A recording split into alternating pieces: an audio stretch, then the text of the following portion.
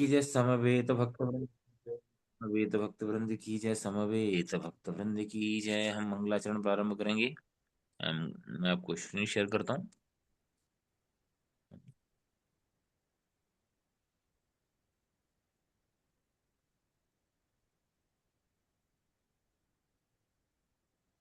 साथ में दिख रहा होगा सामने आपको। ओम अज्ञानतिमिरान्धस्य ज्ञानाञ्जनशलाकया चक्षुरुन्मिलितं येन तस्मै श्रीगुरवे नमः। श्रीचैतन्यमनोभीष्टं स्थापितं येन भूतले स्वयं रूपा कदा मह्यं ददाति स्वपदान्तिकं।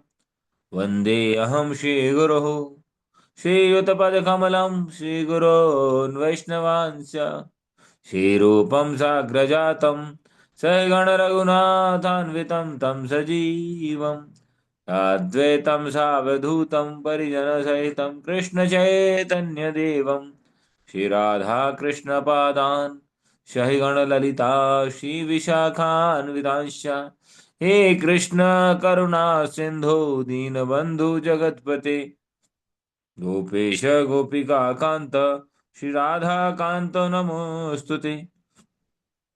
तप्त कांचन गौरांगी श्रीराधे वृंदावनेश्वरी वृषभानुसुते देवी प्रणमामि हरिप्रिये। वाञ्छाकल्पतरुभ्यश्च कृपा सिन्धुभ्येव च पतितानां पावनेभ्यो वैष्णवेभ्यो नमो नमः। नमः ओं विष्णुपादाय कृष्णपृष्ठाय भूतले श्रीमते भक्तिवेदांत स्वामिन्निति नामने। नमस्ते सारस्वते देवे गौरवाणी प्रचारिणे निर्विशेष शून्यवादी पाश्चात्यादेशतारिणे। जय श्री कृष्ण चैतन्य प्रभु नित्यानंद श्री अद्वैत गदाधर श्रीवासादि गौर भक्त वृंदा। हरे कृष्ण कृष्ण कृष्ण हरे हरे, हरे राम राम राम हरे हरे। तो मैंने स्क्रीन शेयरिंग का राइट्स दिए रखे हैं, यदि कोई चाहे तो स्क्रीन शेयर कर सकते हैं इफ यू विश। मैं I am reading from the hard copy, है ना। ये बुक है, ग्रुप में डाला भी है किसी भक्तों ने, है ना। इसको जो है देख सकते हैं, महाभारत। ये प्राप्त कर सकते हैं, 250-300 रुपए की कॉपी है शायद, अभी सब डिस्काउंट प्राइस में मिल रही है। एक्चुअल कॉस्ट इसका 500 रुपीज है। तो सभी का स्वागत है। और इस महत्वपूर्ण विषय पर चर्चा करने के पूर्व आप सभी लोगों का आशीर्वाद चाहूंगा, प्रार्थना चाहूंगा कि हम जो है इस आध्यात्मिक विषय वस्तु को समझ सकें, और इसका जीवन में आत्मसात कर सकें। जो लोग कंफर्टेबल हैं वो वीडियो ऑन भी कर सकते हैं, दैट इज हेल्पिंग अस। जैसे हमने देखा कि, है ना, मीरा देवी माता जी प्रतिदिन वीडियो ऑन करती हैं, बहुत ये साइन ऑफ सिंसियरिटी। हमारी कुछ क्लास होती है, हमारी जो प्रभु जी, काउंसलर ग्रुप की। यस माता जी। Sorry to disturb you. Hare Krishna Hare Krishna. जी बोलिए माता जी। प्रभु जी, मैं कौन गंगा सागर में हूँ और हाँ, नो इशू एक नो मिनट इशू आपको नो इशू नो दर्शन इशू। कर लीजिए, मैं मंदिर में ही हूँ। ओके, माता जी दर्शन करा रही हैं, मैं उनको स्पॉटलाइट करूंगा, आप लोग दर्शन कर लीजिएगा। अब वीडियो ऑन करिए। आपको स्पॉट गंगा गंगा घाट। सागर में, गंगा सागर सब तीर्थ एक बार, गंगा सागर एक बार है। वैसे बोलते थे बचपन में, सब जी तीर्थ प्रभु जी। बार बार, गंगा सागर एक बार। वीडियो ऑन करिए तो इसको स्पॉटलाइट कर देता हूँ। श्वेता माता जी गंगा सागर में है, इस्कॉन के दर्शन कराएंगी।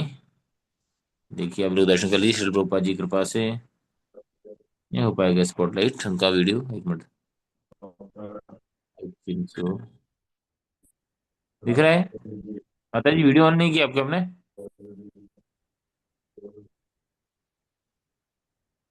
वीडियो दिख रहा है माता जी का किसी को? माता जी your video is not on. जी हरे प्रभु कृष्णा। जी। हाँ अभी दिख रहा है, जय हो। जी प्रभु जी। श्री प्रभुपाद की। दिख रहा है वीडियो, स्पॉटलाइट क्यों नहीं हो रहा है? रिमूव स्पॉटलाइट अभी आपके ऊपर करता हूँ। कहाँ गया आपका वीडियो? श्वेता जी, श्वेता जी गायब हो गई क्या? श्वेता माता जी, अभी हम आपके स्पॉटलाइट कर रहे हैं, अब दर्शन कराइए। देख सकते हैं आप। चलो, तो अभी तो इनका ही दर्शन हो गया। कौन, किसका दर्शन हो रहा है? ये दूसरी श्वेता जी है। कौन सी श्वेता हो गई यार? ये तो कहाँ गई वो माता जी? गायब हो गई क्या? आई थिंक गायब हो गई। ठीक। चलो, गायब हो गई भैया। चलो एनीवे, तो दूसरी श्वेता जी जो हाईलाइट हुई थी वो मेरी भाभी जी हैं एक्चुअली। वो भी 16 माला करती हैं आप लोगों के आशीर्वाद से। मुझे नहीं पता था वो कौन, एक ही श्वेता दिख रही थी तो मुझे लगा वो माता जी हैं। एनीवे, तो प्रथम प्रिय, हम पूर्ण सप्त में जो हम चर्चा कर रहे थे, बहुत महत्वपूर्ण है। आगे हम शिक्षाएं जैसे कैसे बताया कि जो है आसक्ति, है ना, जो जीवन में होती है उसके कारण से क्या समस्याएं होती हैं, क्या समस्याएं उत्पन्न होने वाली हैं, हम वो आगे देख सकते हैं।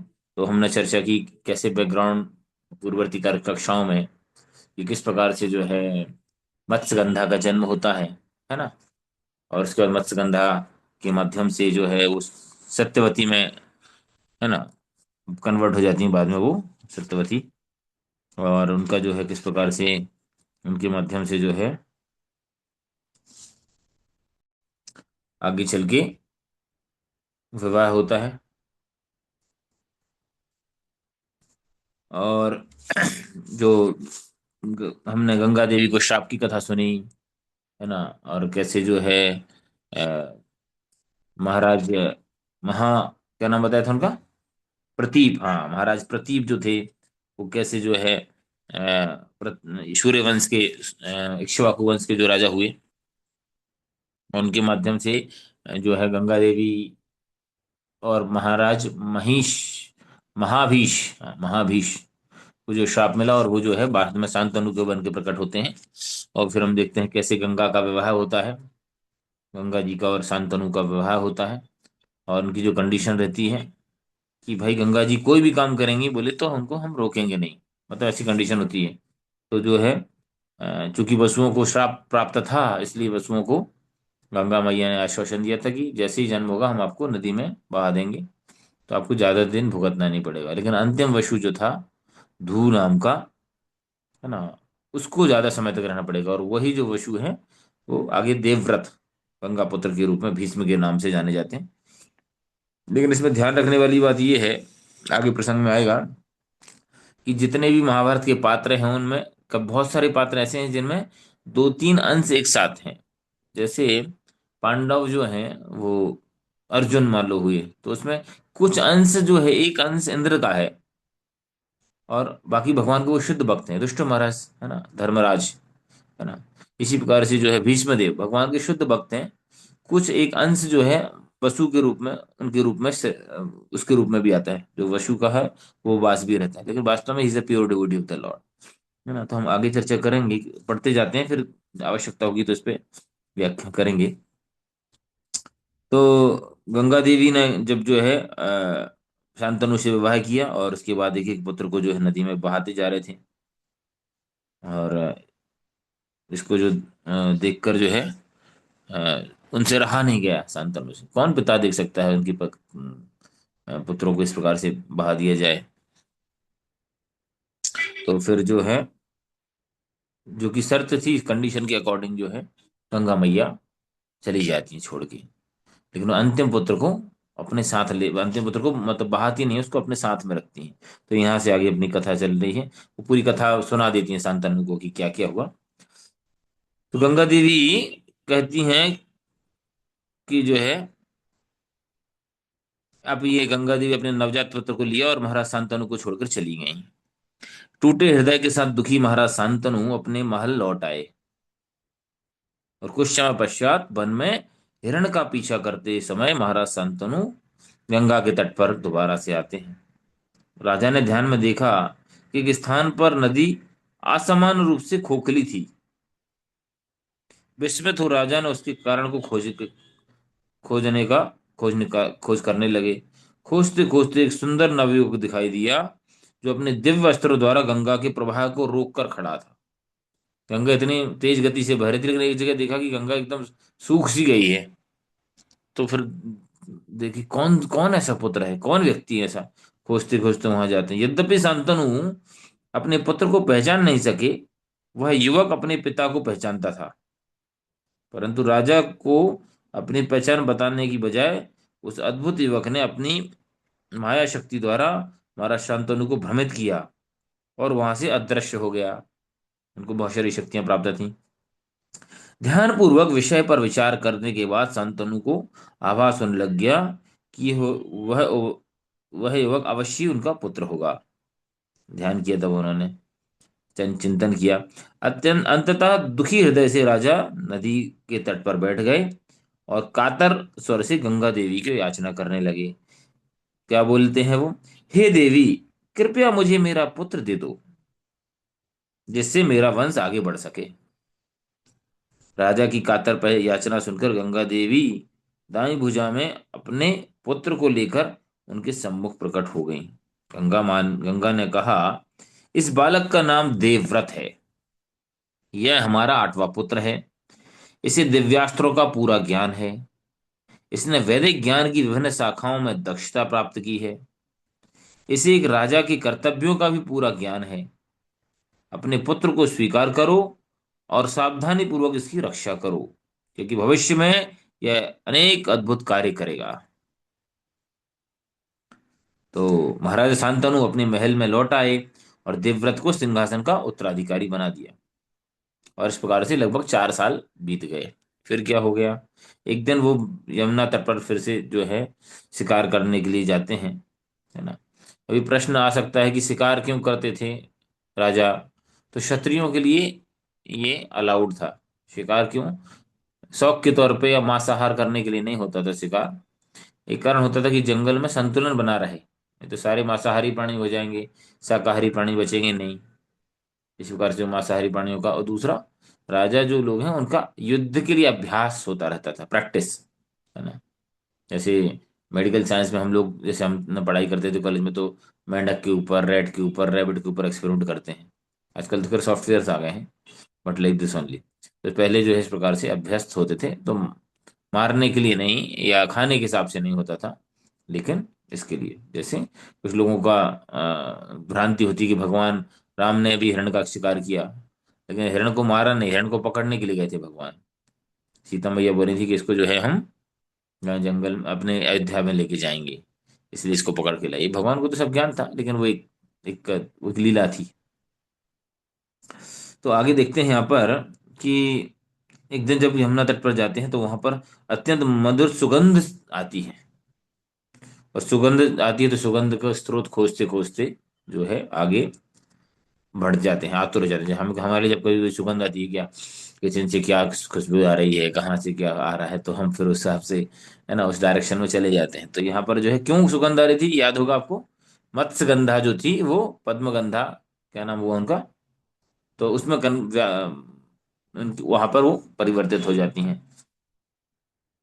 चारों ओर दौड़ने के बाद अंततः उन्हें एक युवती दिखाई देती है। देखने में वह स्वर्ग की अप्सरा की जान पड़ती थी। महाराज शांतनु द्वारा उसका परिचय पूछे जाने पर वह युवती बोली, मेरा नाम सत्यवती है। मेरे पिता मछुआरे के मुखिया हैं और उनकी सेवा करने के लिए मैं नदी में नाव चलाती हूँ। तो देखो, पहले भी स्त्रियां जिम्मेवार होती थीं, आवश्यकता पड़ने पर पिता का सहयोग करती। तो ये अपने पिता का सहयोग कर रही थी। सत्यवती की अद्भुत सौंदर्य को देखकर महाराज शांतनु अपना नियंत्रण खो बैठे। सत्यवती की मधुर और प्रेम भरी मुस्कान को देखकर उनके हृदय में सत्यवती से विवाह करने की तीव्र उत्कंठा जागृत हो उठी। इसे पूरा करने के लिए सत्यवती के पिता के पास पहुंचे। सत्यवती से हाथ मांगा। पिता ने राजा का प्रस्ताव स्वीकार था। पिता को राजा, परंतु केवल एक अनुबंध पर, कि सत्यवती का पुत्र ही भविष्य में हस्तिनापुर के राज सिंहासन का उत्तराधिकारी होगा। अब यद्यपि राजा के हृदय में सत्यवती को प्राप्त करने की प्रचंड ज्वाला भभक रही थी, तथापि पुत्र देवव्रत के प्रति अगाध स्नेह के कारण उन्होंने यह अनुबंध अस्वीकार कर दिया और निराश होकर वो वापस महल में लौट आए। किंतु अब उनके चित्त में उस मछुआरे की सुंदर कन्या के अतिरिक्त अन्य कुछ कोई विचार नहीं चल रहा था। और घर से लौटने के बाद जो है महाराज शांतनु घर लौटने के बाद थोड़े अवसादग्रस्त हो गए। थोड़ा सा मन का ऐसा होने लग गया, थोड़ा निराश, हताश टाइप के लग रहे थे। अपने कक्ष में इस प्रकार चहलकदमी करते मानो वे मन में कोई गहरा बोझ रहे रखा हो, और उनके मुख, उनका खेद स्पष्ट दिखाई देता था। बोलते हैं ना कि, है ना, face is the index of mind, है ना। तो ज्यादातर चेहरे को देख के समझ जाते हैं कि क्या चल रहा है लोगों के विचार। पहले के लोग तो और निपुण होते थे, है ना। आजकल उतना निपुणता नहीं रह गया लोगों में। आजकल लोग ट्रिकी भी बहुत हो गए ना। बोलते हैं ना, crying hard but smiling faces, है ना। तो सबके चेहरे चमक रहे हैं, है ना, लेकिन उनके हृदय में कुछ और चलता रहता है आज के लोगों के जीवन में। Very they will give a very nice sweet smile, they are very show their love and care, है ना। लेकिन वो है, उनका हार्ट में कुछ है ना, हृदय में कुछ कुछ और रहता है। उसे भाप कर एक दिन देवव्रत उनके पास गया और बोला, पिताश्री, आप अत्यंत कांतिहीन और दुर्बल हो गए हैं। देखते हैं जब किसी के मन में कुछ बोझ रहता है ना, तो जो है उसका मन, शरीर जो है ना, ठीक से काम नहीं करते, और इसलिए वो धीरे धीरे मन में, चेहरे में और शरीर में झलकने लगता है ना। इसलिए हमारे जीवन में भी यदि किसी प्रकार से, इसलिए बोलते हैं कि एक बहुत बड़ी सेवा है ये, क्या, किसी से सुनना, किसी को सुनना। आज लोग इसलिए परेशान हैं, स्ट्रेस, डिप्रेशन, एंजाइटी में इसलिए हैं कि हम सब केवल बोलना चाहते हैं, सुनना नहीं चाहते।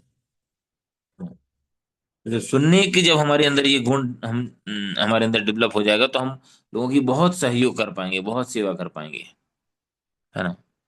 ये एक्चुअली विशेष तौर से बड़े बुजुर्गों के लिए, है ना, जिनका संभव है उनको सुनना चाहिए, है ना। तो सुनने से बहुत सारी समस्याओं का समाधान हो जाता है। तो यहाँ पर जो है, जाके उनसे बात करते हैं कि क्या बात है, आप ऐसे दुर्बल प्रतीत हो रहे हैं, प्रतीत होता है कि जीवन के प्रति आपका कोई उत्साह नहीं रह गया।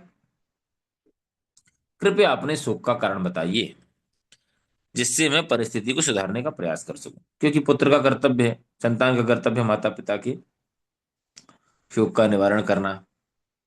महाराज शांतनु ने कहा, प्रिय देवव्रत, तुम मेरे एकमात्र पुत्र हो और यही मेरे दुख का कारण है। यदि तुम्हारी मृत्यु हो जाती तो भरत वंश समाप्त हो जाएगा। यह कहकर महाराज शांतनु ने अपने दुख का वास्तविक कारण छिपा लिया। परंतु देवव्रत जानता था कि उनके पिता अवश्य कुछ छिपा रहे हैं। तो वह अपने मुख्यमंत्री जो है उनके पास गए और अपने पिता के विषाद का कारण पूछा। तो मुख्यमंत्री ने महाराज शांतनु की सत्यवती से भेंट तथा विवाह प्रस्ताव रखने की मशवरे की, जो उन्होंने जो जो सारी बात थी वो बता दी, ऐसा ऐसा हुआ। तो यह सुनकर देवव्रत अपने साथियों के साथ पिता की ओर से सत्यवती का हाथ मांगने मछुआरे के पास गए। देखो कितना मतलब करेज, और कितना कर्तव्यनिष्ठ और समर्पित व्यक्ति। मछुआरे ने ससम्मान कुरु राजकुमार का स्वागत किया। देवव्रत की प्रार्थना सुनकर बोला, अनेक महान लोग मेरी पुत्री का विवाह करने के लिए उत्सुक हैं, पर वस्तुतः हाल ही में एक महान ऋषि असित जो हैं सत्यवती से विवाह करने आए थे, परंतु मैंने वह मना कर दिया। तथापि महाराज शांतनु से इसका विवाह हो, यह मेरे लिए गर्व की बात है। किंतु एक ही अड़चन है कि तुम सत्यवती के होने वाले पुत्रों के स्पर्धी रहोगे, कॉम्पिटिटर बन जाओगे। क्योंकि वो भी होंगे तो तुम तो बड़े पुत्र हो, तुम्हें राज सिंहासन प्राप्त होगा। देवव्रत अपने पिता की सहायता करने के लिए कटिबद्ध था, और इसलिए मछुआरे की बात सुनकर उसने गंभीर प्रतिज्ञा ली। मैं प्रतिज्ञा करता हूं कि कभी राज सिंहासन स्वीकार नहीं करूंगा। इसलिए तुम निश्चिंत हो जाओ कि तुम्हारा नाती, तो डर के छुप गई कार के पीछे। कौन है जी, कौन है, माइक पर म्यूट उनको करिए। कैसा लगा? हरे कृष्णा, प्लीज, है ना, थोड़ा ध्यान रखिए, प्रयास करिए इसी को ध्यान से सुने, और यदि कोई और कार्य में व्यस्त है तो फिर जो है माइक अपना म्यूट करके रखें। तो जो है प्रतिज्ञा की, और बोले कि तुम्हारा नाती जो है वो ही अगला कुरुवंश का राजा होगा, मतलब सत्यवती का बेटा। यह सुनकर मछुआरा प्रसन्न हो गया, और इसी से उनका नाम भीष्म हो गया। भीष्म, भीष्म, भीष्म, ऐसा करके जो है आकाशवाणी हुई और पुष्प वर्षा होने लगी। क्योंकि बहुत बड़ी बात थी उस समय, जो इस प्रकार से कहीं क्षत्रियों में तो बहु बहु विवाह की प्रथा थी, है ना, और अलाउड भी था कि because they could manage also, है ना, उनको इतना सुरक्षा और सब चीजें उनको प्रोवाइड कर सकते थे वो लोग, है ना। लेकिन राज परिवार संपत्ति होती थी, संरक्षण दे सकते थे, सुरक्षा दे सकते थे, इसलिए। तो मछुआरा प्रसन्न हो गया, बोला मैं जानता हूं कि तुम राज सिंहासन स्वीकार नहीं करोगे, परंतु हो सकता है कि भविष्य में तुम्हारे पुत्र राज सिंहासन पर अपना अधिकार मांगे। प्रत्युत्तर देते हुए देवव्रत ने एक कठोर प्रतिज्ञा ली। मैं गंगा पुत्र देवव्रत प्रतिज्ञा लेता हूं कि अखंड ब्रह्मचर्य का पालन करूंगा। हाँ, यहाँ पर जब है तब जाके भविष्यवाणी होती है। आजीवन संतान उत्पन्न न करने का संकल्प करता हूं। यह सुनते ही आनंद और विस्मय से, आनंद और विस्मय एक साथ, आनंदित भी हो गया, अंदर मन की बात पूरी हुई, लेकिन आश्चर्य भी हो गया उसको, प्रसन्न हो गया। उसके शरीर में रोमांच होने लगा और तत्क्षण सत्यवती और शांतनु महाराज से विवाह के लिए राजी हो गया। स्वर्ग से देवताओं ने देवव्रत पर फूलों की वर्षा करते हुए कहा, इस युवक का नाम भीष्म होगा, क्योंकि इसने अपने पिता के लिए भीषण संकल्प ग्रहण किया। इसमें जो हम जो भीष्म पंचक करते हैं, वो भीष्म मतलब कठिन जो है, इसलिए उसको भीष्म पंचक नाम दिया है। भीष्मदेव ने भी किया अनदर थिंग। भीष्म सत्यवती को अपने साथ हस्तिनापुर ले आए। अपने पिता के सम्मुख उसको प्रस्तुत करते हुए भीष्म ने सारा विवरण कह सुनाया। महाराज शांतनु अपने पुत्र से अत्यंत प्रसन्न हुए और उसे इच्छा मृत्यु का वरदान दिया। अर्थात जब तक भीष्म की इच्छा नहीं होगी, तब तक उनकी मृत्यु नहीं हो सकेगी। तो सोचो यहाँ पर एक, मतलब इसमें तो नहीं लिखा, लेकिन जो मैं विचार कर रहा था कि देखिए, बाह्य रूप से देखा जाए तो शांतनु एक एक स्त्री के प्रति आसक्त राजा रहे, या जो भी बोलो, पहले गंगा के प्रति, फिर यहाँ सत्यवती के प्रति। लेकिन वो भी, चूंकि उन्होंने भी पहले के रोज तपस्या करते थे, नियमों का पालन करते थे, तो वो भी उनके अंदर इतनी शक्ति संपन्नता थी कि अपने पुत्र को आशीर्वाद दे दिया, इच्छा मृत्यु का वरदान दे दिया।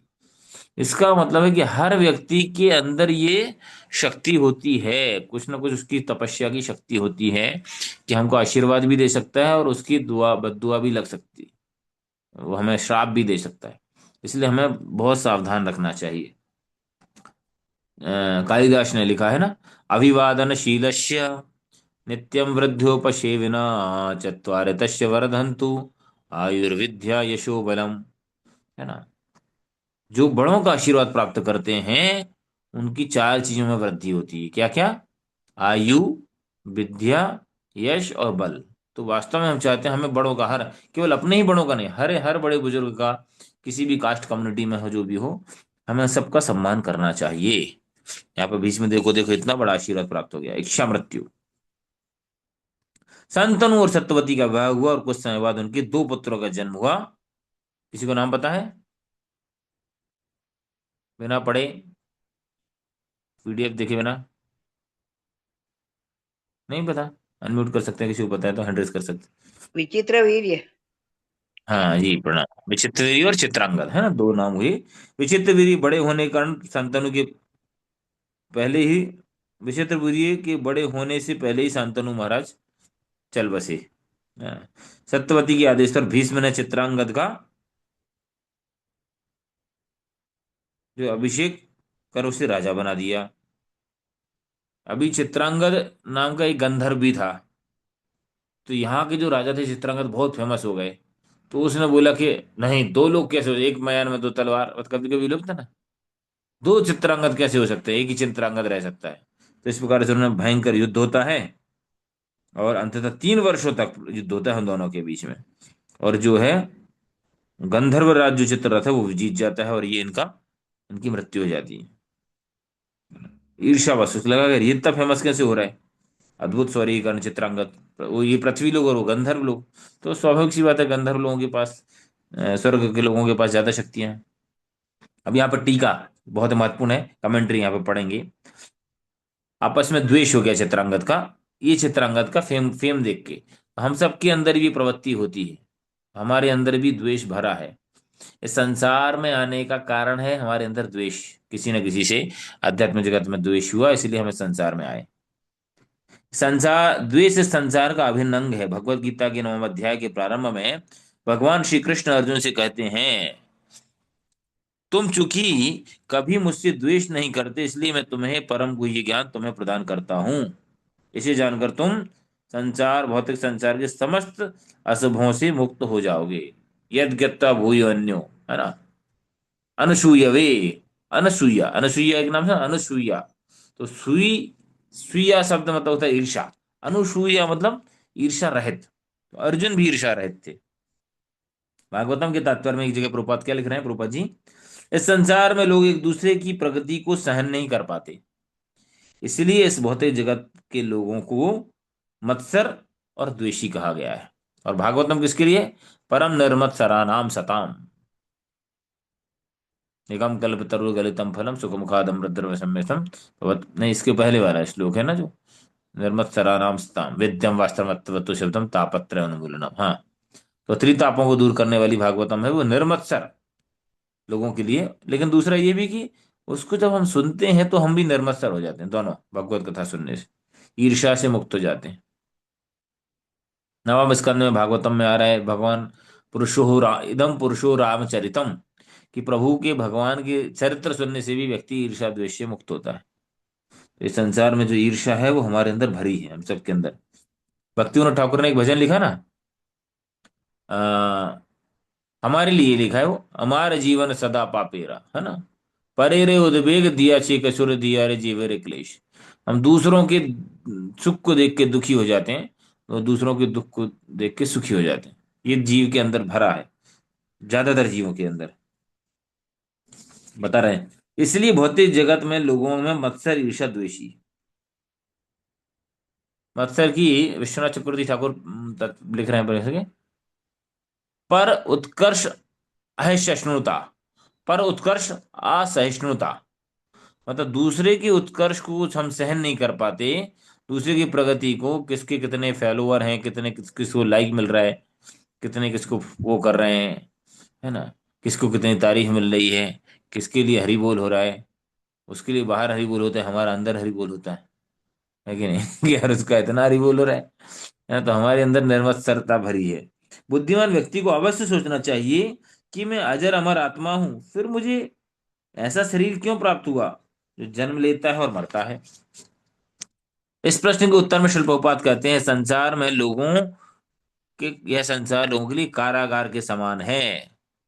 जो भगवान की सत्ता को स्वीकार नहीं करते उनके लिए सुधारने के लिए 1973 में लॉस एंजलिस के प्रवचन देते हुए शिल प्रभुपाद कहा, प्रत्येक व्यक्ति यही सोचता है कि मैं भगवान का सेवक क्यों बनूं, मैं स्वयं अपना स्वामी हूं। द्वेषी लोग इस संसार में रह जाते हैं, जबकि अद्वेषी लोग आध्यात्मिक जगत में प्रवेश कर जाते हैं। तो बता रहे हैं यदि हमारे अंदर द्वेष है तो हम इस आध्यात्मिक जगत में प्रवेश नहीं कर सकते, द्वेष से हमें मुक्त होना पड़ेगा। आप लोग जब आप स्वयं जान सकते हैं कि आप आध्यात्मिक रूप से प्रगत नहीं हैं, भोजन का उदाहरण लें, भोजन करते समय आप समझ जाते हैं कि आपकी भूख शांत हुई अथवा नहीं, आप दूसरों को प्रमाण पत्र लेने की आवश्यकता नहीं पड़ती। यद्यपि आप अपने संबंधी मित्रों आदि से द्वेष करते हैं, तो इसका अर्थ यह है कि आप अभी तक भौतिक चेतना में हैं। महत्वपूर्ण बात है, दोबारा बोल रहा हूं, यदि आप अपने संबंधियों मित्रों आदि से द्वेष करते हैं, इसका अर्थ है कि आप अभी भी भौतिक चेतना में हैं। मतलब हम यदि द्वेष कर रहे हैं तो अभी भी हम भौतिक चेतना में हैं। यदि आप द्वेष मुक्त हैं तो आप आध्यात्मिक जगत में प्रगत हैं, जीवन में प्रगति कर रहे हैं। यदि आप द्वेषी नहीं तो आप अच्छी तरह भगवान की सेवा कर सकते हैं। हमारे द्वेष का आरंभ भगवान के साथ द्वेष के आरंभ से होता है। भगवान से द्वेष ही इस भौतिक जगत का आरंभ है। क्योंकि हम आध्यात्मिक जगत में होते हैं तो सोचते हैं सब कृष्ण को क्यों पालन करें, सब कृष्ण की जय जयकार क्यों कर रहे हैं, सारे ग्वाल बाल कृष्ण को ही क्यों खिला रहे हैं, सारी गोपियां कृष्ण को ही प्रेम क्यों कर रही हैं, मुझे क्यों नहीं, मुझे क्यों नहीं, मुझे क्यों नहीं। तो ये जो द्वेष भाव जब होता है हमारे अंदर, तो फिर हम भौतिक जगत में आना पड़ता है। भगवान बोलते हैं बेटा ये तुम्हारे लिए सही जगह नहीं है, this is not a foot place, you want to become competitor of Krishna. भगवान ही क्यों स्वामी का आनंद भोग रहे हैं, मैं भी भोग करना चाहता हूं। जब हम भगवान की नकल करते हैं तो भौतिक जगत रूपी इस कारागार में भेज दिया जाता है। तो ये हमारे द्वेष का कारण है, इसलिए हम संसार में हैं। तो कोई बोल नहीं सकता कि हमें संसार में गलती से आ गए हैं, भगवान ने गलती से भेजा नहीं, है ना। और यहाँ क्यों भेजा जाता है, सुधारने के लिए, ये कारागार है ना। तो प्रश्न आता है ना, लोग बोलते हैं दुनिया बनाने वाले क्या तेरे मन में समाई, काहे को दुनिया बनाई, काहे को बनाई, पार्टी करने के लिए दुनिया बनाई काहे के लिए, एंजॉयमेंट के लिए दुनिया बनाई नहीं, सुधारने के लिए दुनिया बनाई, है ना। हम सबको सुधारने के लिए भगवान ने अवसर दिया। जैसे सरकार जेल बनाती है, है ना, अस्पताल बनाएगी, स्कूल बनाएगी, गार्डन बनाएगी, फ्लैट्स बनाएगी, कॉलोनीज बनाती है, साथ में झील बनाती है, कि कुछ लोग होंगे जो नियम का पालन नहीं करेंगे, उनको सुधारने के लिए कारागार, सुधार गृह बनाती। हम आगे अपनी कथा में प्रवेश करते हैं। तो भीष्म ने विधिवत अपने सौतेले भाई का अंतिम संस्कार किया और फिर विचित्र वीर्य को हस्तिनापुर का राजा बना दिया। क्योंकि विचित्र वीर्य अभी छोटा ही था, भीष्म ने अपनी सौतेली मां सत्यवती के आज्ञा अनुसार कुरु राज्य की देखभाल की। जो है ना, उनको बोला कि आप जब तक छोटा भाई है, बड़ा नहीं हो जाता, तब तक आप राज्य की रक्षा करो। कुछ समय में जब वैसे ही विचित्र वीर्य बड़ा हुआ, तो भीष्म के मन में उसकी विवाह की इच्छा हुई कि अब इसकी विवाह कर देना चाहिए विचित्र वीर्य का। जब भीष्म ने सुना कि काशीराज ने अपनी 3 सुंदर कन्याओं का स्वयंवर आयोजित कर रहे हैं, तो सत्यवती की अनुमति लेकर वो स्वयंवर में पहुंच गए। जब स्वयंवर में भाग लेने आए तो राजाओं और राजकुमारों के नामों की घोषणा की जा रही थी। सहसा भीष्म ने तीनों कन्याओं को झपट कर अपने रथ पर बिठा लिया और पूरी सभा को चुनौती देते भीष्म ने कहा, मैं इन तीनों का अपहरण करके ले जा रहा हूं। यदि आप में किसी में साहस है तो मुझे रोक लो। शास्त्रों में वर्णित 8 प्रकार के विवाहों में जो पत्नी विरोधियों को परास्त करके प्राप्त की जाती है, वह अत्यंत प्रिय होती है। बता रहे हैं शास्त्र में वर्णित 8 प्रकार के, अलग अलग प्रकार के विवाह होते हैं। गंधर्व विवाह है ना, और जो है राक्षस विवाह है, इस प्रकार के अलग अलग प्रकार के विवाह होते हैं, है ना। तो इसमें बता रहा है कि जो पत्नी विरोधियों को परास्त करके प्राप्त की जाती है, वह अत्यंत प्रिय होती है। भीष्म के रथ को बैठकर द्रुत गति से आगे जाते देख वहां पर बसे सारे क्षत्रिय क्रोधित हो गए और अपने आसन से उठ खड़े हुए और शीघ्रतापूर्वक कवच पहनने और अपने रथों पर आसीन होकर भीष्म का पीछा करने लगे। युद्ध चालू हो गया, आगे आगे भीष्म जा रहे हैं, तीनों को बिठा के, है ना, गाड़ी में सॉरी रथ में, है ना, रथ में जाके। और देखते देखते भीषण युद्ध छिड़ गया। अब देखें कैसे युद्ध हो रहा है, आप यू कैन इमेजिन ना। यदि अनेक महान योद्धाओं ने यद्यपि अनेक महान योद्धाओं ने भीष्म के ऊपर अस्त्रों से निरंतर बौछार की, अकेले भीष्म ने उन सभी को परास्त कर दिया और कुरु राजकुमारों के हाथों सैकड़ों क्षत्रियों के सर कटकर भूमि पर गिरने लगे। इसे देखकर शेष राजा राजकुमार चारों दिशाओं में भाग खड़े हुए। भीष्म आगे बढ़े, सहसा शल्य उनके सामने आ खड़ा हुआ और युद्ध को चुनौती दी। क्रोधित हो भीष्म अपने विरोधी की ओर मुड़े और कुछ क्षणों में शल्य के घोड़े और सारथी को मार दिया। ये साहसी कार्य करने के बाद भीष्म ने शल्य को जीवित लौट जाने दिया। इस प्रकार भीष्म काशी नरेश की तीनों कन्याओं को हस्तिनापुर ले आए और अपने सौतेले भाई विचित्रवीर्य के सम्मुख प्रस्तुत किया। जब भीष्म ने उन 3 कन्याओं से विवाह की तैयारी कर रहे थे, सबसे बड़ी अंबा उनके पास आई और बोली, मैं अपना हृदय शल्य को दे चुकी हूं। मेरे चित्त में उनके अतिरिक्त कोई अन्य नहीं रह सकता। मेरी यह विनती है कि इस प्रकार से जो मेरा विवाह विचित्र के साथ जबरदस्ती ना करें। यह सुनकर भीष्म ने ब्राह्मणों से विचार विमर्श किया और अम्बा को इच्छा अनुसार जाने की अनुमति दी। तत्पश्चात विचित्र वीर्य का दोनों कन्याओं अंबिका और अंबालिका, 3 थी, अंबा अंबिका और अंबालिका, है ना, ट्रिपल ए। तो अंबा तो चली गई, अंबिका और अंबालिका से उनका विवाह हो गया, दोनों का विचित्र वीर्य से। विवाह के बाद विचित्र वीर्य अत्यंत कामुक रहने लगा और प्राय अपना पूरा समय सुंदर पत्नियों के साथ बिताने लगा। अंततः 7 वर्ष पश्चात विचित्र वीर्य को क्षय रोग, है ना, क्षय रोग हिंदी में क्या ट्यूबरक्लोसिस बोलते हैं, आई थिंक। हाँ, मेडिकल फील्ड वाला कौन है, आई थिंक ट्यूबरक्लोसिस, जो भी हो। यद्यपि उस यस। समय यह भारी, करेक्ट, हाँ। यस। हाँ, ओके। सो टीबी। उस समय यह भरी युवा अवस्था में था, फिर भी राजवैद्यों द्वारा उपचार के भरसक प्रयास किए जाने के बाद भी विचित्र वीर्य की मृत्यु हो गई। यह देखकर भीष्म भी शोक के सागर में डूब गए। सत्यवती के आदेश के अनुसार फिर उन्होंने अपने इस भाई का भी अंतिम संस्कार किया। तो कितना कष्ट हो रहा है, और अपने अंतिम पुत्र की मृत्यु देख सत्यवती भी शोक और दुख से अभिभूत हो गई। देखो, अब देखो विधि का विधान देखो, उनके है ना, हुई है वही जो राम रुचि राखा, वो कहे तर्क बड़ा वैसा का, है ना। तो ऐसा ही बोलते हैं ना, मन चाही होती नहीं और प्रभु चाही तत्काल, है ना। हमारे बहुत सारे प्लानिंग रहते हैं। तो सत्यवती के पिता के कितने सारे प्लान थे, लेकिन यहाँ प्लान फेल होते नजर आ रहे हैं। है ना। मन चाही होती नहीं प्रभु चाही तत्काल, बड़ी चाहत चाहते थे स्वर्ग को और पहुंचाया पाताल। ना बली महाराज स्वर्ग चाहते थे लेकिन भगवान उनको पाताल पहुंचा दिया कुछ लीला के कारण। यहाँ पर भी ऐसे ही है, सत्यवती के पिता के अलग अलग प्लान थे, लेकिन दोनों दोनों उनके जो है पौत्र, मतलब नाती नाती बोल सकते हैं, कन्या के पुत्र, दोनों ही मृत्यु को प्राप्त हो गए। तब सत्यवती ने भीष्म से कहा, इस समय पूरा कुरुवंश तुम्हारे ऊपर निर्भर है। फिर से वही आ गया, क्योंकि कुरुवंश में एकमात्र तुम ही जीवित पुरुष बचे हो। मैं चाहती हूँ कि तुम अपने सौतेले भाई की विधवाओं के गर्भ से संतान उत्पन्न करो। यह कहने के बाद यदि चाहो तो तुम विवाह या अपना राज्य भी कर सकते हो।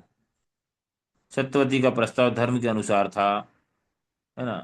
क्योंकि पहले के समय में पांच प्रकार के यज्ञ जो हमने लास्ट पहली दो कक्षा में बताया था, लेकिन वो कलयुग में वर्जित हैं। अश्वमेधम गदा गवालब्धम, इसमें तो श्लोक नहीं है वो।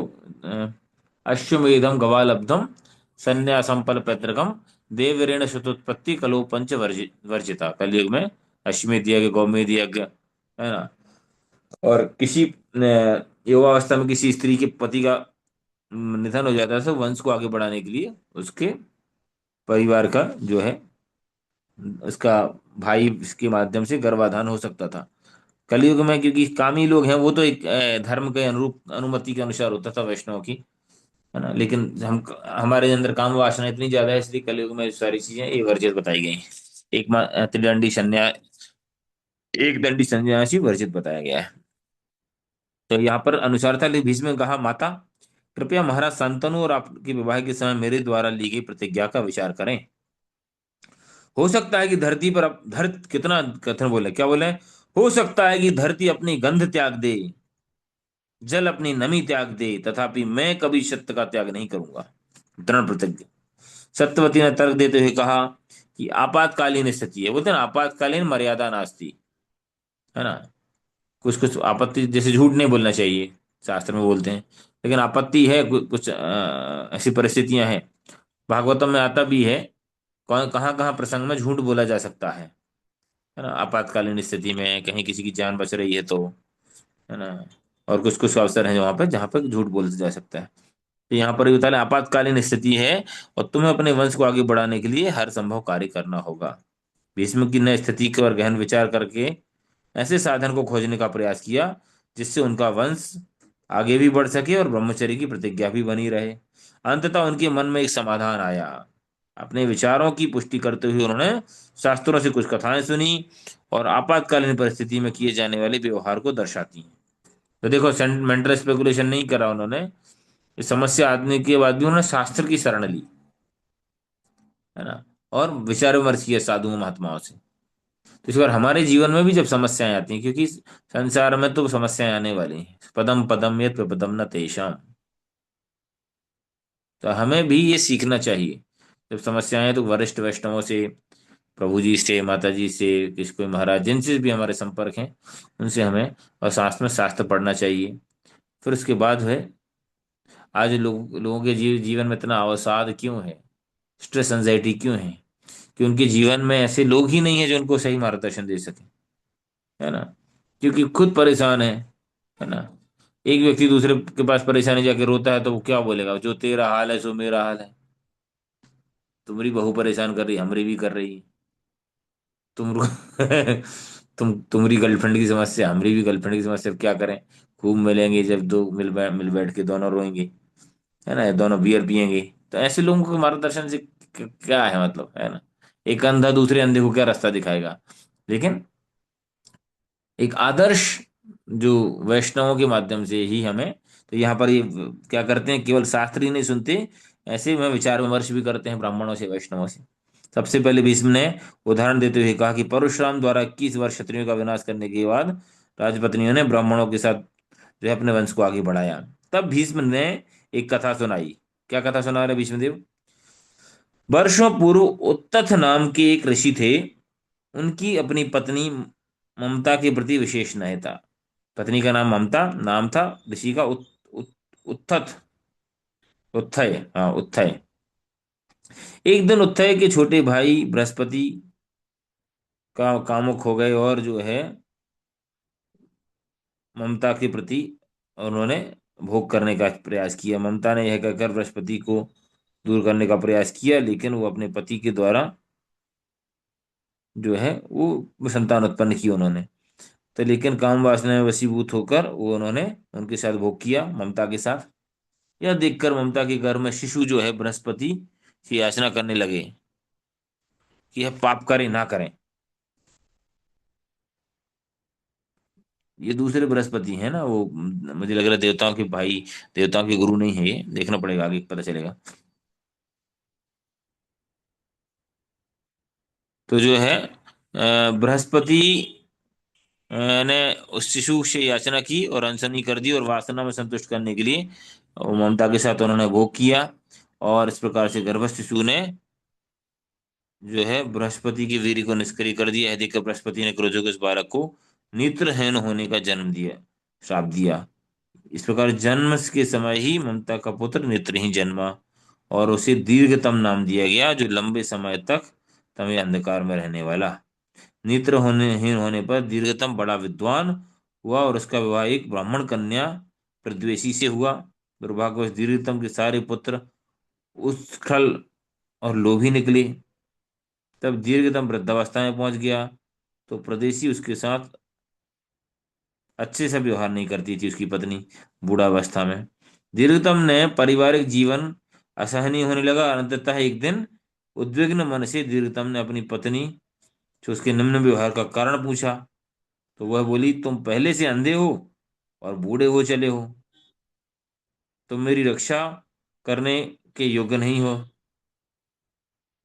और असली अब मेरे मन में तुम्हारी सेवा करने के लिए कोई इच्छा नहीं है। इस अपमानजनक वचनों को सुनकर दीर्घतम क्रोधित हो गया और वैदिक नियम बना दिया कि आज से किसी भी स्त्री को केवल अपने पति की अनुमति हो, चाहे उसका पति जीवित हो या मृत। यदि किसी दूसरे पुरुष से संग करती है तो उसे पतित माना जाएगा। यह सुनकर प्रद्वेषी क्रोधित उत्तेजित हो गई, और पुत्रों को आदेश दिया कि अपने पति को नदी में फेंक दे। क्या खतरनाक खतरनाक, ये तो मूवी लग रही है। तो पढ़ने में ही खतरनाक लग रहा है कितना। लेकिन वहां जो भी है भैया, संसार में कली का प्रवेश हो गया भैया, इसलिए सब चल रहा है। उसकी आज्ञा का पालन करते हुए दुष्ट भाइयों ने एक तख्ता बनाया और दीर्घतम को बांधकर गंगा में बहा दिया। ब्रग दीर्घतम गंगा में बहने लगा और बहते बहते अनेक गांवों नगरों को पार कर गया। तभी एक दिन जब बलि नाम का राजा गंगा तट पर पूजा कर रहा था, तो नदी में बहता हुआ तख्ता जो है दिखाई दिया। बलि ने तुरंत दीर्घतम को वहां से निकालकर उसकी रक्षा की। दीर्घतम के महान वंश के बारे में सुनकर महाराज ने दीर्घतम से निवेदन किया कि वह अपनी पत्नी सुदेक्षणा के गर्भ से संतान उत्पन्न करे, क्योंकि राजा निसंतान थे। दीर्घतम ने बलि के प्रस्ताव को स्वीकार किया, और जो है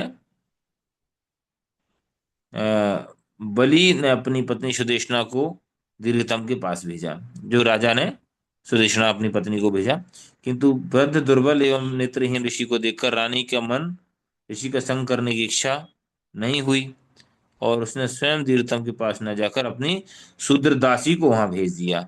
इस प्रकार उस शूद्राणी के गर्भ से 11 पुत्र उत्पन्न हुए। किंतु उन पुत्रों को देखकर राजा के मन में संदेह हुआ। उन्होंने दीर्घतम से सारी बात पूछी। दीर्घतम ने कहा, रानी का दोष बताया। बलि ने एक बार पुनः सुदेशना को दीर्घतम के पास भेजा। उस समय ऋषि ने रानी को केवल स्पर्श करके 5 पुत्रों को जन्म दिया।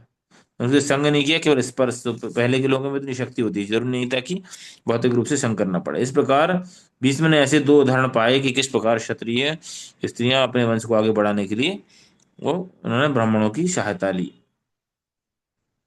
तो विवाह भी जो होते थे वो, जैसे शास्त्र में 2 विवाह होते, एक अनुलोम एक प्रतिलोम। मतलब हायर कास्ट का जो उच्च उच्च वर्ण की कन्या है, वो उच्च वर्ण का पुरुष है, वो निम्न वर्ण की कन्या से विवाह कर सकता था। जैसे मतलब ब्राह्मण का पुरुष है तो वो क्षत्रिय, वैश्य और शूद्र कुल की कन्या से विवाह कर सकता है। क्षत्रिय है वो क्षत्रिय, वैश्य और शूद्र कुल की कन्या से विवाह कर सकता है। लेकिन ब्राह्मण कन्या जो है किसी क्षत्रिय, वैश्य या शूद्र से विवाह नहीं कर सकती। कलयुग में तो ज्यादातर वर्ण संकर, मतलब कलो शूद्र संभवा वाली स्थिति है। बट जो वैदिक कॉन्सेप्ट में पहले ऐसे ही होता था। तो ब्राह्मणों को श्रेष्ठ बताया गया। ब्राह्मण मतलब जो कर्म से भी श्रेष्ठ है, जन्म से नहीं। यहाँ पे ध्यान रखने वाली बात है कि पहले जो ब्राह्मण कुल होता था वो वास्तव में उनके अंदर ब्राह्मणिकल गुण होते थे, क्षत्रियों के अंदर क्षत्रिय गुण होते थे। भीष्म की बात सुनकर सत्यवती को विवाह के पूर्व अपना समय स्मरण आया, और लज्जित होकर फिर मुस्कुराने लगी, बोली कि मैंने एक महान ऋषि को बताया कि कैसे उनका पुत्र व्यासदेव उत्पन्न हुआ था। फिर वो पाराशर मुनि का बारह सारी बात बताई, और फिर उन्होंने व्यासदेव को बुलाया। कहा कि, और बोल के भी गए थे व्यासदेव की माता, अब जब आवश्यकता हो आप मुझे बुला लेना। तो भीष्म ने कहा कि मेरे विचार से जो व्यासदेव को आमंत्रित किया जाना चाहिए, ऐसा विचार किया। भीष्म की विचार विमर्श करके यह प्रस्ताव अच्छा लगा। और जब सत्यवती ने एकाग्र मन से व्यासदेव का ध्यान किया, पाराशर तुरंत उनके सम्मुख उपस्थित हो गए। स्नेहपूर्वक व्यासदेव का आलिंगन करके सत्यवती ने प्रेमाश्रुओं से उनका उनको स्वागत किया, और सारा वृत्तांत बताया, ऐसी ऐसी स्थिति है, वंश को आगे बढ़ाना है, बेटा भी आपको जो भी है। तो फिर ठीक है, उन्होंने जो है आगे हमको पता है कि किस प्रकार से जो है वो दो पत्नियों के पास उनको भेजा जाता है, और अलग अलग प्रकार से जो उनके व्यासदेव ने कहा कि मुझे आज्ञा तो स्वीकार है, लेकिन धर्म के अनुरूप भी है, क्योंकि माता की भी आज्ञा है, और भीष्मदेव की भी आज्ञा थी, मतलब निवेदन था। लेकिन उन्होंने क्या बोला, तथापि इन दोनों विधवाओं को 1 वर्ष तक तपस्या करनी होगी। ये हमेशा ध्यान रखना। और कल पे ही हम चर्चा कर रहे थे कि जब भी शास्त्रों में कहीं भी संतान उत्पन्न करने की बात आती है, क्योंकि ये तो धर्म का काम है, वंश को आगे बढ़ाना, तो तपस्या करते हैं लोग। तो यहाँ पर व्यासदेव तो पहले ही से तपस्वी हैं, लेकिन यहाँ बोला दोनों विधवाओं को भी तपस्या करनी पड़ेगी, है ना, क्योंकि तब उनसे योग्य संतान उत्पन्न होती है, या जो भी है। तो नियम होता है ऐसा। It's not like the procreating the child like for like cats and dogs, कुत्तों बिल्लियों की तरह जीवन नहीं व्यापन। तो कठोर तपस्या का पालन करना होगा, है ना। और सत्यवती लेकिन ज्यादा प्रतीक्षा नहीं करना चाहती, तो उन्होंने आग्रह किया कि प्रिय पुत्र मेरी इच्छा है कि तुम तुरंत ही इन दोनों बहनों का गर्भाधान करो, क्योंकि बिना राज्य के जो है राजा के अत्यंत विकट स्थिति आ जाएगी। तो व्यासदेव ने फिर इसको स्वीकार किया, जैसे ही आपकी आज्ञा। और यदि ये स्त्रियां मेरे मैले कुचेले शरीर और वेश और अपने शरीर से आती तीक्ष्ण गंध और मेरे भद्दे रूप को सहन कर सकेंगी, तो वह भी अपने आप में किसी तपस्या से कम नहीं होगा। वो बताते हैं, वो खुद ही बोलते हैं कि मेरे ऐसे रूप को, जंगल से सीधे आ गए वो ऐसे रूप को देख के। तो माता, यदि ये दोनों विधवाएं मेरा आलिंगन कर स्वीकार करें तो ठीक है, दोनों के गर्भ से एक महान पुरुषों का जन्म होगा। तो फिर जो है अंबिका के पास जाते हैं, स्वच्छ वस्त्र पहन के जो है वो सारा। फिर व्यासदेव वहां से अदृश्य हो जाते हैं। सत्यवती अंबिका के पास जाती है और सारी चीजें, ऐसा प्रस्ताव ऐसा बताते हैं सारी चीजें। तो हम इसको आगे अगले सत्र में चर्चा करेंगे। अभी समय हो गया है 8:50। हमें पता है फिर कैसे जो है अंबिका है जो डर जाती हैं, है ना, और अंबालिका जो है वो एकदम जो भयभीत हो जाती हैं। तो जो है उनका जो पुत्र जो है एकदम ऐसा पेल, क्या बोलते हैं उसको हिंदी में, हाँ, एक जो है अंबिका जो है आंख बंद कर लेती उनको, उनके उसको देख के। तो व्यासदेव बोलते हैं कि अब इनका जो पुत्र होगा वो अंधा होगा। और जो अंबालिका जो है, जो क्या है एकदम उनका शरीर पीला पड़ जाता है उनके उनके वेश को देख के। एकदम कभी कभी होता है ना, कभी एक असहज स्थिति हमारे सामने आती है, कभी भयभीत होते तो हमारा शरीर भी एकदम ऐसा हो जाता है ना, कभी लाल पड़ने लगता है, कभी पीला पड़ने लगता है। तो उनको देख के फिर व्यासदेव बोलते हैं कि इनका जो पुत्र होगा अच्छा होगा, शक्तिशाली लोग होगा। तो उसको इस प्रकार का एक रोग होगा, पांडु रोग। फिर वो तीसरी स्थिति में ऐसी बनती है कि वो क्या दासी को भेज देती हैं वो दासी के रूप में उनसे विदुर जो उत्पन्न, विदुर का जन्म होता है। तो आगे चल के इसकी हम आगे चर्चा करेंगे। आप लोगों में से किसी का कोई क्वेश्चन कमेंट पॉइंट है तो बोल सकते हैं, 5-7 मिनट बाकी है। कुछ लोग जो नए लोग यदि ज्वाइन किए हैं तो उनका स्वागत है, आप सभी लोगों का रेगुलर बेसिस पे जो आ रहे हैं उनका भी स्वागत है। और हम देखते हैं कि देखिए, हो सकता है कि हमें लग रहा हो कि यार ये तो सब क्या है, कैसा चल रहा है, सारी चीजें हैं तो ये तो कुछ समय पहले किसी डिवोटी ने मेरे को प्रश्न पूछा, प्रभु ऐसा सुन के लग रहा है कि सारा ये कली ये तो सब हमारी कली कली का प्रभाव लग रहा है। तो निस्संदेह लगभग ये, क्योंकि द्वापर का अंतिम चरण चल रहा है, तो लगभग कली का प्रवेश हो गया, हो चुका था, इसके जस्ट तुरंत दिनों बाद परीक्षित महाराज वाला पास टाइम आता है। तो प्रभाव तो अंतिम समय में अभी, लेकिन जो हम जो चीजें देख रहे हैं वो जो है शास्त्र अनुमोदित ही है। जैसे कि देवऋण शतोत्पत्ति वाला जो है, या भीष्म देव ने जो प्रतिज्ञा किया, या शांतनु ने भले ही दो विवाह किए लेकिन वो सक्षम थे, क्षत्रियों के लिए अलाउड भी था, है ना। तो इस प्रकार से हम इसमें ये सब दोष ना देखें, पर हम ये सोचें कि हमारे शास्त्र कितने प्रामाणिक हैं कि सारी चीजों को एज इट इज प्रस्तुत कर रहे हैं। Nothing they are hiding as per the others. जो आप देखेंगे बाइबल्स में, ओल्ड टेस्टामेंट न्यू टेस्टामेंट, पता नहीं क्या क्या उसमें झोला झपला किया है ना। उनके कुरान में देखें, मोहम्मद की लाइफ देखें, है क्या क्या है उसमें, तो कुछ बोल भी दो तो आदमी को वो सर सर तन से जुदा कर देते हैं ना। नारे लगाने लगते हैं। तो क्या क्या चल रहा है, लेकिन हमारे इसमें तो कम से कम ये है कि भाई ऑनेस्टली जो है एडमिट किया गया कहाँ कहाँ, और हम इनसे सीख सकते हैं। कैसे हमने सीखा कि पिछले सत्र में जो टीकाएं आचार्यों की, कि काम आकर्षण है उसका क्या परिणाम है। अभी आज हमने पढ़ी टीका आचार्यों की कि द्वेष जो है वो कितना खतरनाक है, और द्वेष के कारण हम इस संसार में हैं, है ना। आध्यात्मिक जगत से भौतिक जगत में आने के कारण द्वेष है, और द्वेष निर्मत्सर। और भगवान अर्जुन को गीता का ज्ञान क्यों मिला? क्योंकि वो द्वेष नहीं करते थे, है ना। इसीलिए हम भी यदि किसी से द्वेष करेंगे तो आध्यात्मिक प्रगति नहीं कर सकते, है ना। तो इसीलिए हमें प्रार्थना करनी चाहिए वैष्णवों से, आचार्यों से, प्रभुपाद से, भक्तों से, कि जो है हम इस जो द्वेष का जो भाव है हमारे अंदर, और बाकी जो अनर्थ हैं, हम सबके अंदर कुछ ना कुछ अलग अलग मात्रा में है। हमें संसार में है तो ये बोल नहीं सकते कि हमारे अंदर कोई दोष नहीं है, हमारे अंदर कोई गलत भाव नहीं है, हमारे अंदर कोई अनर्थ नहीं है। That is for sure. If someone is in hospital, that that should rest assure कि उसके अंदर कुछ ना कुछ बीमारी है ना। तो इसलिए हम साथ में प्रयास करेंगे कि इसके माध्यम से आगे और बहुत महत्वपूर्ण आएगा ये तो। इसके बाद जो है चर्चाएं चलती रहेंगी कैसे कैसे आगे जो है भीष्म देव रिस्पॉन्सिबिलिटीज लेते हैं, भीष्म देव का कमिटमेंट, फिर पांडवों के जीवन में क्या क्या होता है। लगभग हमने सब पढ़ा है, मतलब महाभारत तो देखिए, लेकिन बीच बीच में हमें जो ये महत्वपूर्ण टिप्पणी मिल रही है सीखने को कमेंट्रीज के माध्यम से, वो महत्वपूर्ण है। और आगे चल के इस्कॉन की एक डिवोटी है, वो रामायण और महाभारत के ऊपर वर्ड टू वर्ड कमेंट्री लिख रहे हैं, जैसे प्रभुपाद ने लिखा ना। इट में टेक लिटिल टाइम, हो सकता है। वाल्मीकि रामायण पे चल रही है अभी, क्योंकि प्रभुपाद जी की इच्छा थी, लेकिन समय अभाव के कारण प्रभुपाद जी, क्योंकि सारी दुनिया में इतना ट्रेवल करते थे, और भी बुक्स लिखनी थी, चैतन्य चरितमृत भी लिखी प्रभुपाद ने, तो रामायण पे और महाभारत पे नहीं लिख पाए कमेंट्री, है ना। तो उनकी इच्छा थी, तो अभी इस्कॉन में भक्त लोग कर रहे हैं। जैसे हम देखते हैं गीता या भागवत में एक एक शब्द के साथ, शब्दार्थ के साथ अनुवाद, तात्पर्य, पूर्ववर्ती आचार्यों की कमेंट्री। वैसे जो इस्कॉन के भक्त लोग हैं, विद्वान गौरांग प्रभु हैं, वो अभी वाल्मीकि रामायण पे कर रहे हैं। तो बहुत महत्वपूर्ण है। रामचरितमानस तो लोग पढ़ते हैं मध्य भारत में, लेकिन हम वाल्मीकि रामायण को और ज्यादा प्रमाणिक माना जाता है। तो हम सोच रहे हैं कि यदि वो प्राप्त हो जाती है, अभी तो इसको समय लगेगा काफी, हम स्पीड से चलेंगे तो हो सकता है 6 महीने साल भर लग जाए कितना, तब तक फिर उसके बाद हम रामायण या कुछ ऐसा चालू करेंगे, वाल्मीकि रामायण या कुछ और। ठीक है, किसी का कोई कमेंट पॉइंट है तो बोल सकते हैं, अन्यथा हम यहाँ विराम देंगे। Anyone want to say something?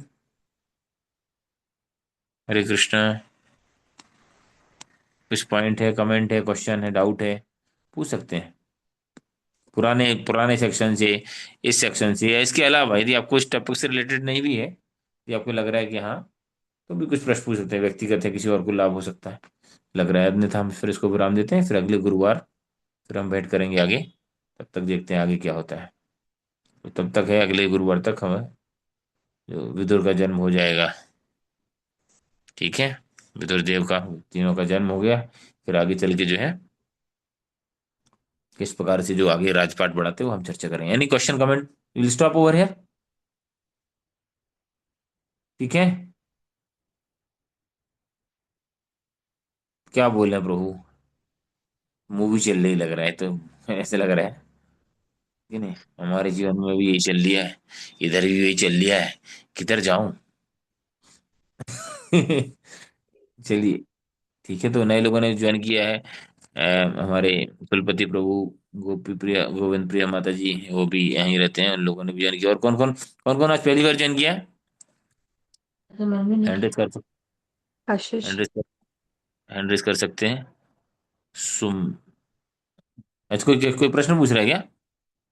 किसी ने अनम्यूट किया था शायद, I don't know who is unmuted. ये कशिश, हाँ, सुबह आए थे ये, इसी वेरी इंटेलिजेंट स्टूडेंट, साथ में अपना जॉब प्रोफेशन भी कर रहे हैं, तो वो भी ज्वाइन किए हैं। और anyone else join first time? ठीक है, हरे तो ठीक कृष्णा है। प्रभु जी। जी प्रणाम माता जी। सुषमा। प्रभु जी, मैंने भी आज पहली बार ज्वाइन किया है और अच्छा लगा मुझे महाभारत का पाठ सुन के। बहुत बहुत स्वागत है आपका माता जी। जी। कहाँ पे हैं आप? मैं सागर से हूँ।